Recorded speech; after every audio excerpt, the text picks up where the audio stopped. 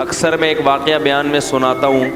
ایک بادشاہ نے ایک بزرگ سے کہا کہ میں آپ کو اپنی آدھی سلطنت گفٹ میں دینا چاہتا ہوں. کس میں دینا چاہتا ہوں؟ آپ کو آدھی سلطنت مل جائے تو آدمی تو خوشی سے بے ہوش ہو جائے نا. ان بزرگ نے کہا کہ میری نظر میں تیری اس سلطنت کی قیمت مچھر کے پر کے برابر بھی نہیں ہے. بھائی کیوں بھائی؟ انہوں نے کہا میرے پاس جو نعمتیں ہیں نا، جو گاڈ گفٹڈ نعمتیں ہیں جو اللہ نے مجھے بغیر کسی محنت کے دی ہیں، ان نعمتوں کی قیمت تیری اس سلطنت سے زیادہ ہے. بادشاہ بڑا حیران ہوا، یار یہ دیکھنے میں تو فقیر سا لگتا ہے، کپڑے بھی دیکھو پھٹے پرانے، اور اس کے پاس اتنی دولت اور اتنا کچھ، اس کے پاس سرمایہ پتہ نہیں کہاں چھپا کے رکھا ہوا ہے اس نے، جو میری پراپرٹی سے بھی زیادہ ہے. تو بادشاہ نے بلا لیا. بادشاہ لوگ تو بڑے لالچی ہوتے ہیں نا، بھائی کہاں رکھا ہوا ہے بھائی. تو بادشاہ نے بلا لیا. تو بادشاہ نے کہا کہ آپ شکل سے تو اتنے مالدار نہیں لگتے، لیکن آپ نے جو یہ کہا کہ آپ کے پاس اتنی قیمت کی چیزیں ہیں تو یہ کہاں ہیں؟ بزرگ کو پتا تھا ایسے سمجھاؤں گا اس کی سمجھ میں نہیں آئے گا، مثال سے بات سمجھ میں آتی ہے نا. کیا خیال ہے بھائی؟ لوگ مجھے کہتے ہیں بیان میں قرآن حدیث کم ہوتا ہے، مثالیں ادھر ادھر کی زیادہ ہوتی ہیں. قرآن حدیث ہوتا ہے، اسی کو سمجھانے کے لیے مثالیں دی جاتی ہیں. خود قرآن اور حدیث میں اللہ کے نبی نے بہت سی مثالیں دی ہیں، عام انسانوں کی مثالیں دی ہیں، مچھر کی مثالیں دی ہیں. مثال جس کو ایگزامپل کہتے ہیں، وہ بات کو سمجھانے کے لیے، تو اپنی بات سمجھانے کے لیے نہیں، قرآن اور سنت ہی سمجھانے کے لیے. ورنہ قرآن تو پڑھ لیں آپ، سبھی پڑھتے ہیں، اس کو ڈیفائن کرنا یہ مشکل کام ہوتا ہے کہ یہ کس طرح سے لوگوں کے دماغ میں یہ بات اتر جائے. خود نبی نے بھی بہت سی مثالیں دی ہیں، اپنی بات کو سمجھانے کے لیے نبی کیا دے رہے ہیں؟ مثالیں. حالانکہ آپ بات کہہ کے خاموشی اختیار کر لیتے، لیکن آپ کو معلوم تھا کہ میں اپنی بات سمجھانے کے لیے بھی کیا دوں گا؟ مثال دوں گا تو بات سمجھ میں آئے گی. تو اسی وجہ سے شاعر لوگ کہتے ہیں نا، مثال جو سلجھی ہوئی چیز ہے اس کو کیا کہتے ہیں؟ شاعر نے کہا نہ خوابوں کی طرح تھا نہ خیالوں کی طرح تھا، وہ شخص ریاضی کے سوالوں کی طرح تھا، الجھا ہوا ایسا کہ کبھی کھل نہیں پایا، سلجھا ہوا ایسا کہ مثالوں کی طرح تھا. یہ شاعروں کے باولے ہونے کی ایک مثال ہے. یہ جو میں نے شعر پڑھا ہے نا، یہ بیٹھ کے قلابیں ملاتے رہتے ہیں. شاعر سارے شاعر باولے نہیں ہوتے، ذہن میں رکھیں. ایک شاعر اپنی محبوبہ کے بارے میں کہہ رہے ہیں کہ پتہ نہیں کیا ڈرامہ ہے، سمجھ میں نہیں آ رہا سمجھ میں آ ہی نہیں رہی ہے. تو کہہ رہے خوابوں کی طرح تھا نہ خیالوں کی طرح تھا، وہ شخص ریاضی کے، جیسے ریاضی کے پیچیدہ سوال ہوتے ہیں نا، اس قسم کی چیز ہے بھائی. وہ بیلنس بھی ڈال دیا ہے بھائی ٹھیک ہے، سارے خرچے بھی پورے کر دیے. تو الجھا ہوا ایسا کہ کبھی کھل نہیں پایا، ایسا الجھا ہوا کہ آپ کھول ہی نہیں سکتے اس کو. سلجھا ہوا ایسا کہ مثالوں کی طرح تھا. لیکن سمجھ میں آ رہا ہے کہ بھائی یہی ہے میرے لیے، صحیح ہے. جب جان چھڑانے کی بات کرو تو ایسا سلجھا ہوا کہ بھائی اس میں کیا خرابی ہے. پھر آخر میں کہتا ہے شطرنج کی الجھی ہوئی چالوں کی طرح تھا. سمجھ میں آ رہی ہے بات؟ نہیں آ رہی تو یہ زیادہ اچھا ہے. اس قسم کی باتیں سمجھ میں آئیں تو خطرناک ہے، نہ سمجھ میں آئے تو زیادہ اچھا ہے. خیر، تو مثال سے بات سمجھ میں آتی ہے. کیا کہہ رہا تھا میں؟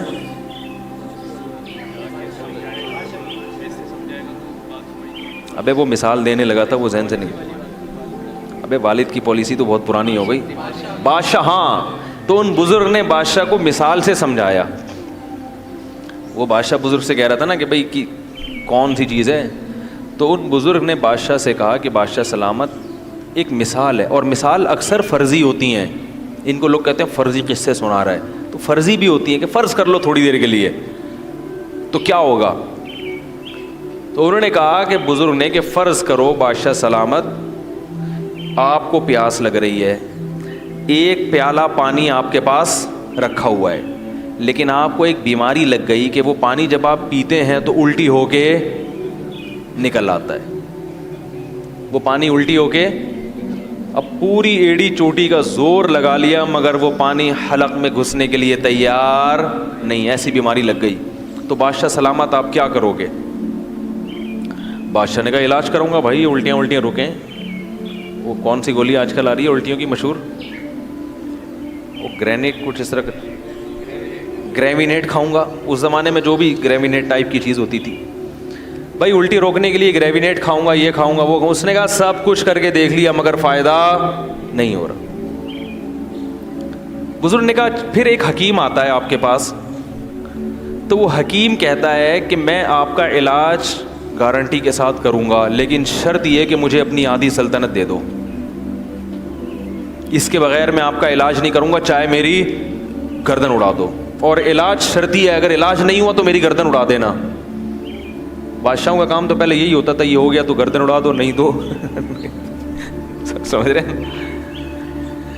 تو بادشاہ نے کہا بھائی اگر اس قسم کا حکیم آئے گا اور مجھ سے آدھی سلطنت مانگے گا, تو بزرگ نے کہا اپنی آدھی سلطنت دے دو گے؟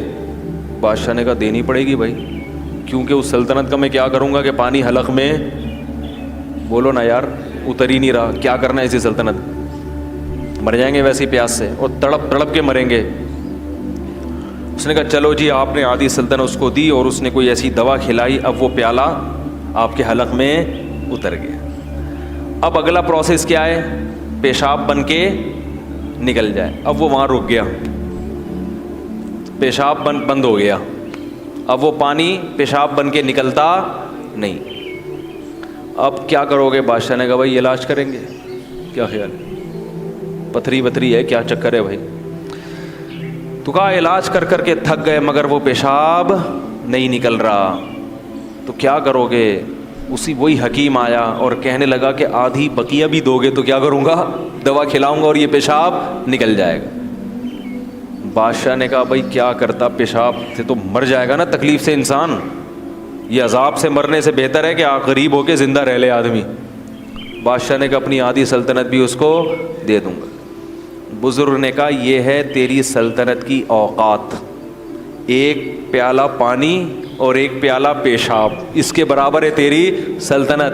میرا رب مجھے روزانہ درجنوں گلاس پانی پلاتا ہے فری میں, اور پیشاب بنا کے نکال دیتا ہے فری میں. میرے رب نے مجھے جو نعمتیں دی ہیں وہ تیری سلطنت سے کئی گنا زیادہ قیمتی ہیں, لہذا میں تیری سلطنت پہ رال ٹپکا کے اپنے رب کو ناراض نہیں کر سکتا. کاش یہ بات ہماری سمجھ میں آ جائے, کاش سمجھ میں آ جائے. ہر آدمی رو رہا ہے, ہائے یہ ہو گیا, ہائے غربت, ہائے مہنگائی, ہائے یہ ہو گیا, ہائے یہ ہو گیا. ہم نے پریشانیاں دیکھی نہیں ہیں, سمجھ میں آ رہی ہے بات؟ اس لیے ہمیں ہری ہری سوپ, جب پیٹ بھرا ہوا ہوتا ہے نا تو پھر بہت زیادہ مزے کی سوچتی ہے انسان کو. آج غربت مسئلہ نہیں ہے دنیا کا, یاد رکھو. ہیں غریب وہ بہت تھوڑے ہیں, اور وہ بہت بڑے بڑے غریب بھی موجود ہیں, لیکن جو میجورٹی ہے ان کا مسئلہ غربت نہیں ہے, ان کا مسئلہ ناشکری ہے. اور اس ناشکری کا کوئی علاج نہیں ہے, جتنا بھی کھا لو گے, جتنا اچھا پہن لو گے, مگر پھر بھی منہ کیا رہے گا. قرآن نے مثال دی ہے نا, ان تحملہ یلہث او تترکہ یلہث. اللہ نے کتے کی مثال دی ہے کہ اس کے سامنے بوٹی ڈالو تو بھی زبان اس کی لٹکی ہوئی ہے, پیٹ بھرا ہوا ہو تو بھی زبان لٹکی رہے گی, اور پیٹ خالی ہو تو بھی زبان لٹکی رہے گی اس کی. یہ حال ہو گیا ہے. دیکھتے نہیں اپنے حکمرانوں سے سبق نہیں لیتے, 5 ارب ڈالر قرضہ واپس کروایا جا رہا ہے. باتیں ہو رہی ہیں واللہ عالم ہے یا نہیں, لیکن اگر یہ سچ ہے تو یہ کم ہے. 5 ارب ڈالر یعنی سوچنے میں آتا ہی نہیں ہے کہ کتنا ہوگا. ارے 1 ارب پتہ ہے کتنا ہوتا ہے؟ یعنی شروع کرو تو 100,000 سے 1 لاکھ, 100 لاکھ سے 1 کروڑ, 100 کروڑ سے 1 ارب, پھر اس کو ڈالر سے ضرب دے دو, پھر وہ کتنے 100 ڈالر, 100 ارب ڈالر. میرے بھائی ہم اور آپ تصور, لیکن ایسے لوگ بھی چاہتے ہیں کہ ہم دوبارہ آئیں اور مزید پیسہ. یعنی یہ وہ لوگ ہیں کہ اگر یہ 5-5 ہزار کے نوٹ کو چائے میں ڈبو کے کھانا شروع کرتے ہیں, خود نوٹ کھانا شروع کرتے ہیں, ان کی زندگیاں ختم ہو جائیں گی مگر وہ نوٹ ختم نہیں ہوں گے.